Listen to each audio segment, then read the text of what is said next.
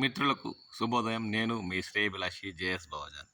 JSB with you YouTube ఛానల్లోకి స్వాగతం.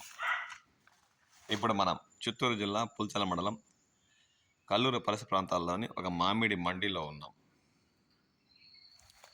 ఇప్పుడు మీరు చూస్తున్న బంగినపల్లి బేనీషా రకం మామిడికాయలు ప్యాక్ చేసి మిగిలినవి పెట్టేసిన దృశ్యాలు గమనిస్తున్నాం. ఇతర రాష్ట్రాల ఎగుమతి కోసం బేనీషా రకం మామిడికాయలు కొనుగోలు చేసి ఇవి అత్యధిక బరువు ఉండడంతో వీటిని ఎగుమతి చేయకుండా అలాగే లోకల్లో అమ్ముకోవడానికి అలాగే ఉంచిన దృశ్యాలు ఇప్పుడు గమనిస్తున్నాం.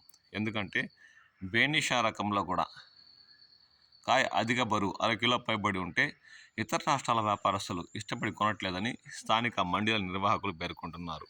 అందుకు నిదర్శనం ఈ దృశ్యాలు. ఇప్పుడు మనం చూస్తున్న కాయ బేనీషా రకం, దాదాపు 700 గ్రాములు అరకిలో పైబడి ఉన్న కాయలు ఇతర రాష్ట్రాల ఎగుమతి కోసం వ్యాపారస్తులు ఇష్టపడి కొనట్లేదని మండీల నిర్వాహకులు పేర్కొంటున్నారు. ఆ దృశ్యాలను ఇప్పుడు మనం గమనిస్తున్నాం.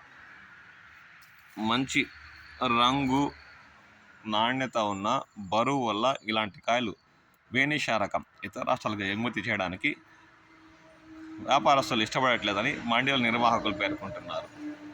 బరువు ఉండే కాయలు అయితే అక్కడ అమ్ముడుపోవట్లేదని, కేజీకి 4 లేదా 5 తూగే కాయలు మాత్రమే ఇలా బాక్సుల్లో ప్యాక్ చేసి ఇతర రాష్ట్రాలకు ఎగుమతి చేస్తున్నట్లు వారు పేర్కొన్నారు.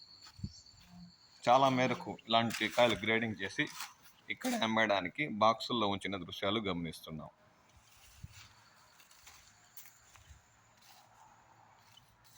బేనీషా రకం కాయలు, మాగిన కాయలు కూడా ఇప్పుడు మనం గమనిస్తున్నాం.